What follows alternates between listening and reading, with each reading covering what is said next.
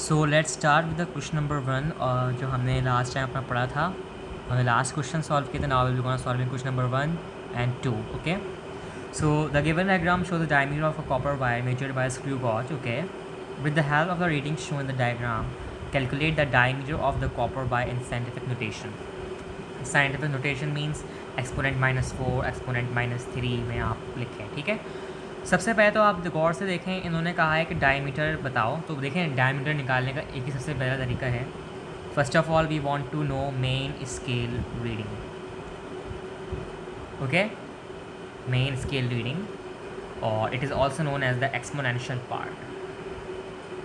Main scale reading और the exponential part. अब इससे क्या हो रहा है, आपका रिवीजन भी हो रहा है जो चैप्टर 1 में हमने निकालना सीखा, ताकि आपको दोबारा एक दफ़ा और इस तरह आ जाए. It is like second lecture of the chapter topic is screw gauge. Main scale reading or the exponential part is, you can see number of divisions before the zero of the circular scale.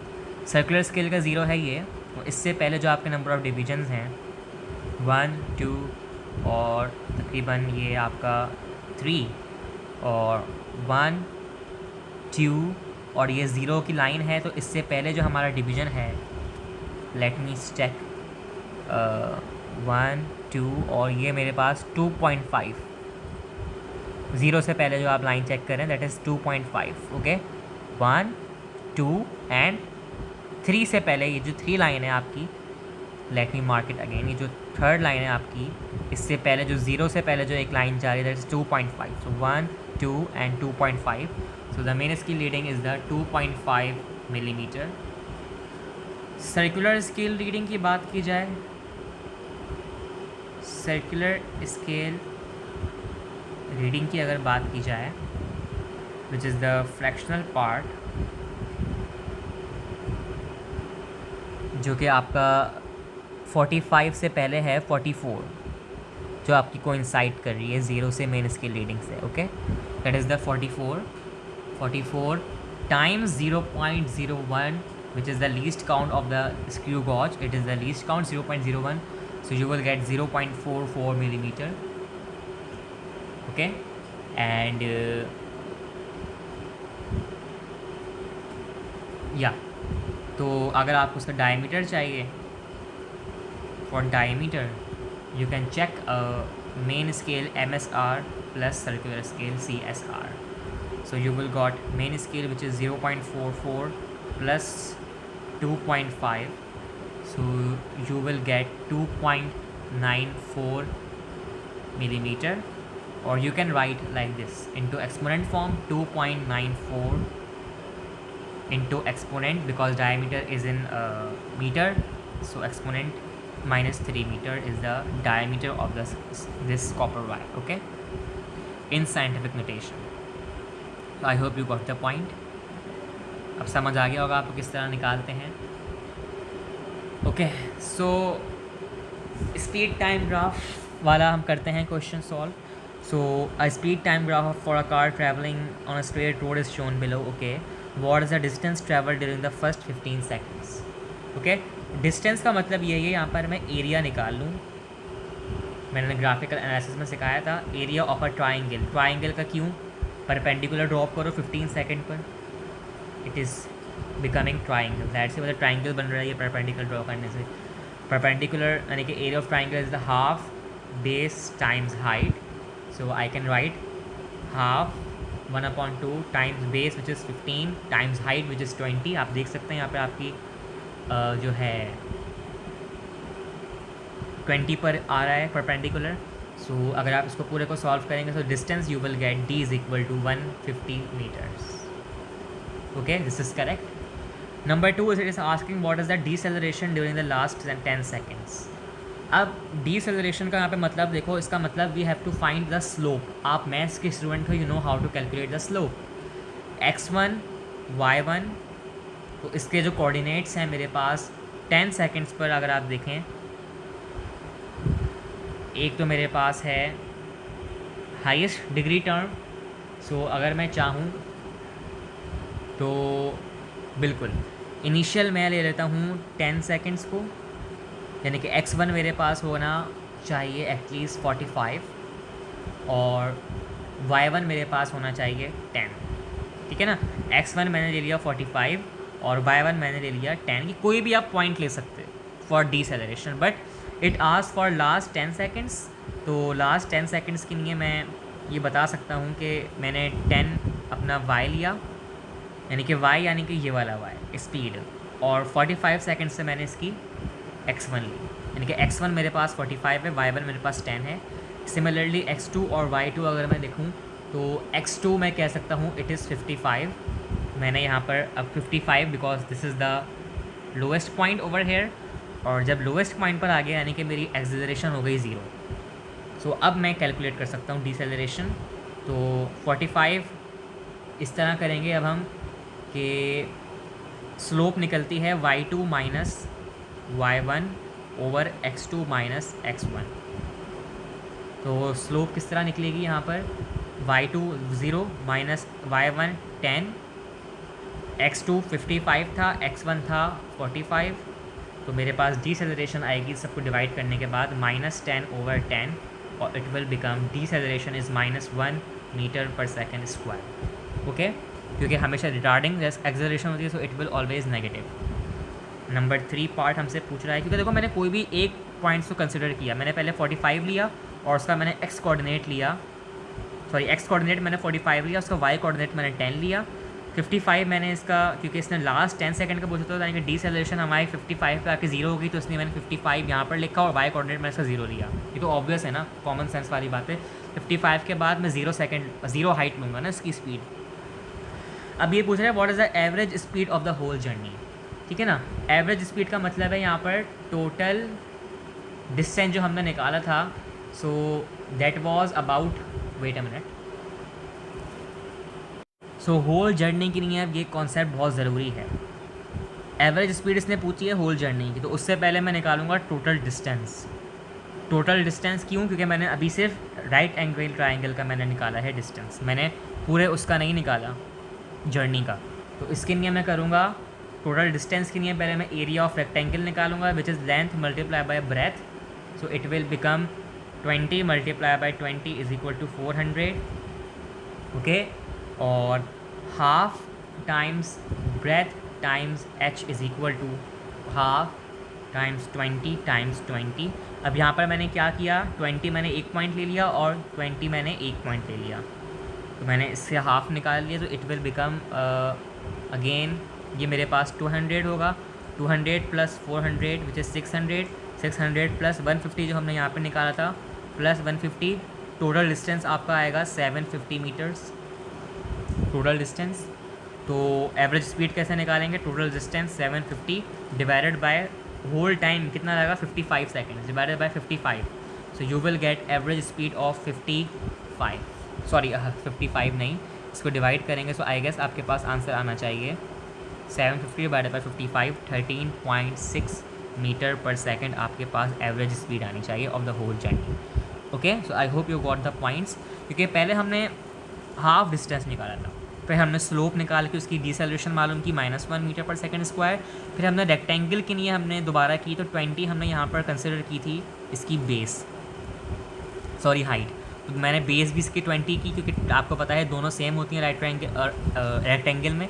20 multiply by 20 400, मैं दोबारा से half times 20 times 20 किया, तो मेरे पास 400 आया, तो उसको हमने जब 750 डिवाइडेड बाय 55 के टोटल करके, तो हमारे पास 13.6 मीटर पर सेकेंड हमारी एवरेज स्पीड है। Okay, so after how many seconds parachutes जो है ओपन हुआ। A paratrooper jumps from a helicopter, he does not open his parachute straight away, उसने अपना स्ट्रेट अवे पैराशूट ओपन नहीं किया, बल्कि the table shows his speed during the 10 seconds after he jump. Okay, यह आपको table है, 0 1 2 3 4 5 time है, speed 0 10 20। After how many seconds does he open his parachute, after how many times इसने कितने time बाद जो है अपनी जो है पैराशूट को ओपन किया। आप देख सकते हैं आफ्टर 5 सेकेंड 1 पे 10 स्पीड थी, 2 सेकेंड पर 20 स्पीड थी, 3 सेकेंड पर 30 थी, यानी कि अभी उसने ओपन नहीं किया। 5 पर जैसे ही उसने अपना पैराशूट ओपन किया 50 स्पीड पर, तो 6 सेकेंड पर उसकी स्पीड कम हुई क्योंकि एयर रेजिस्टेंस आ गई, यानी कि मैं चेक कर सकता हूँ कि अभी तक इसका सबसे मेन कॉन्सेप्ट ही यही है कि पहले आपकी टाइम और स्पीड दोनों आपकी इंक्रीज़ हो रही थी, 5th सेकंड के बाद 6th सेकंड पर जाके आपकी स्पीड डिक्रीज़ होने लगी, फिर 35 हुई, 50 से फिर 27 हुई। तो यानी कि जब उसने 5 सेकंड पर अपना पैराशूट ओपन किया तो उसकी स्पीड डिक्रीज़ होने लगी because of the air resistance. तो name the force that pulls the paratrooper down, जिसने इसकी स्पीड कम की, that is the gravity force, okay, gravitational force. और the name the force that acts in the upward direction, जब भी तो उसकी स्पीड कम हुई, so that is the drag force और द एयर रेजिस्टेंस। मैंने पढ़ाया था ड्रैग फोर्स क्या होती है और एयर रेजिस्टेंस, तो आप ये तो ड्रैग फोर्स लिख दो या फिर एयर रेजिस्टेंस लिख दो, बोथ आर करेक्ट। तो after 5 seconds he opened his parachute, gravity was that pulling him down, or the drag force was the air resistance that acts in the upward direction. I hope you got all the points. Here we have completed, I guess. Now let's move towards the most important question, I guess so. तो इसको जो है यहाँ ले आते हैं नीचे, and में ले आते हैं इसको भी।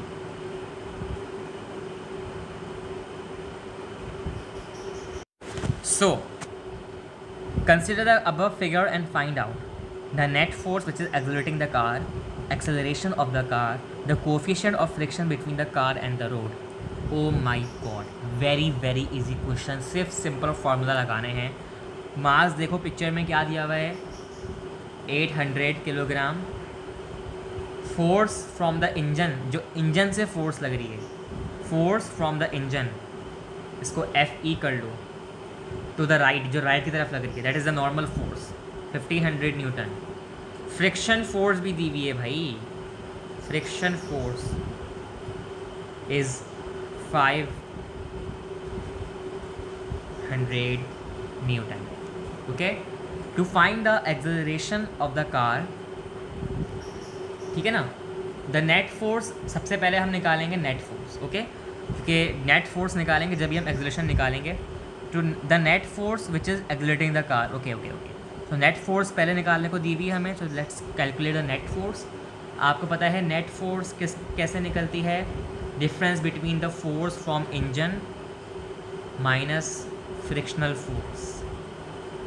तो ये 1500 newton minus 500 newton is equal to 1000 newton, which is the net force. निकल आई, एक लाइन का आंसर है। Acceleration of the car using the Newton second law of motion, F is equal to ma। So अब जो हम F लेंगे that is F net, net force जो हमने कैलकुलेट की है। एक्सेलरेशन के लिए क्या होगा, F net over m mass. So F net is 1000 newton divided by 800 kilogram mass is equal to, acceleration is equal to 1.25 metre पर सेकेंड स्क्वायर। हमारे पास आएगी। कोफिशिएंट ऑफ फ्रिक्शन निकाल लेते हैं भाई, उसमें क्या बड़ी बात है। कोफिशिएंट ऑफ फ्रिक्शन जो है हमारे पास, for example let suppose normal reaction force पहले हमें फाइंड करनी पड़ेगी। नॉर्मल रिएक्शन फोर्स के लिए क्या हो, मतलब normal reaction force, let suppose this is my normal reaction force, let suppose मैं उसको R कह देता हूँ, which is equal to the, R is equal to the weight of the car, weight of the car since it is on the horizontal surface।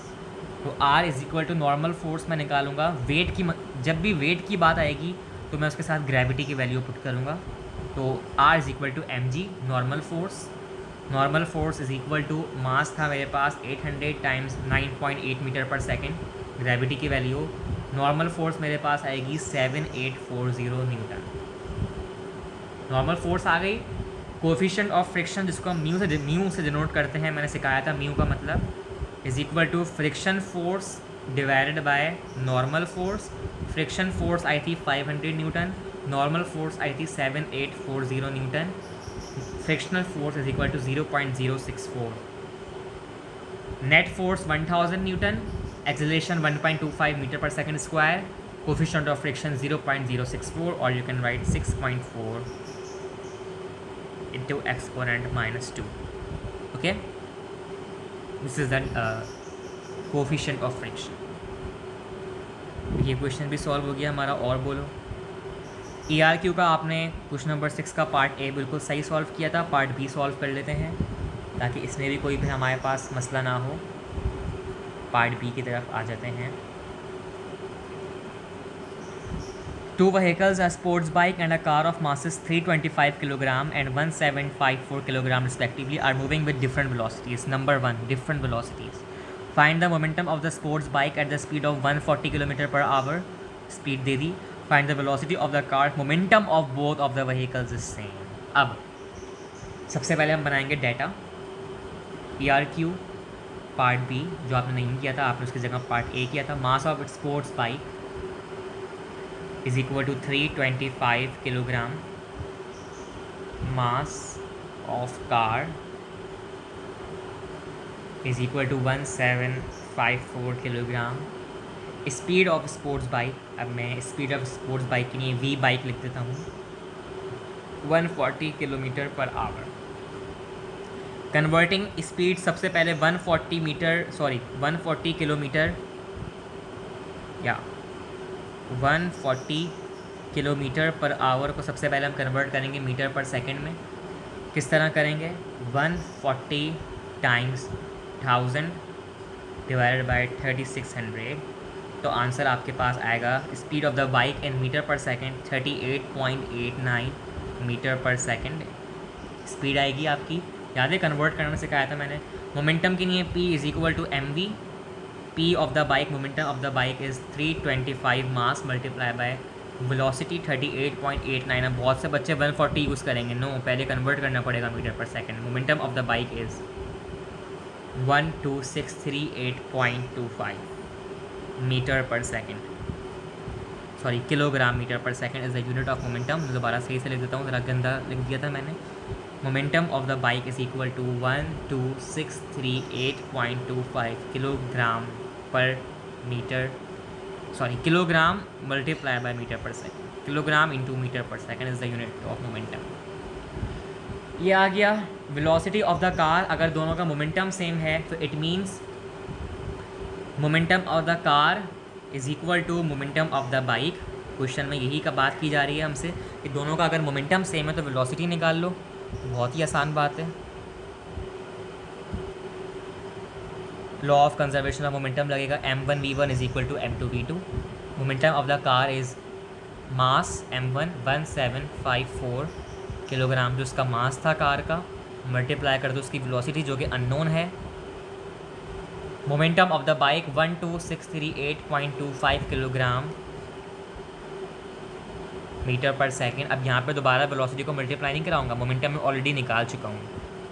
तो यहाँ पर अब जो मेरे पास आएगी velocity of the car would be equal to 12638.25 divided by 1754 kilogram would be equal to, मैं यहाँ लिख देता हूँ, 7.20 मीटर पर second is the velocity of the car.